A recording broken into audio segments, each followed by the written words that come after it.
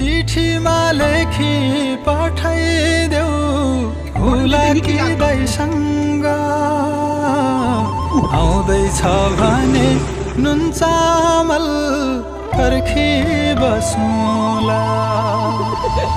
मै उडी जान सक्ने नै तिमी गाउँ फर्की आउँदैनौ आउँदैछ भने सिटामल पर्खी बसौँला आउँदैछ भने सिटामल पर्खी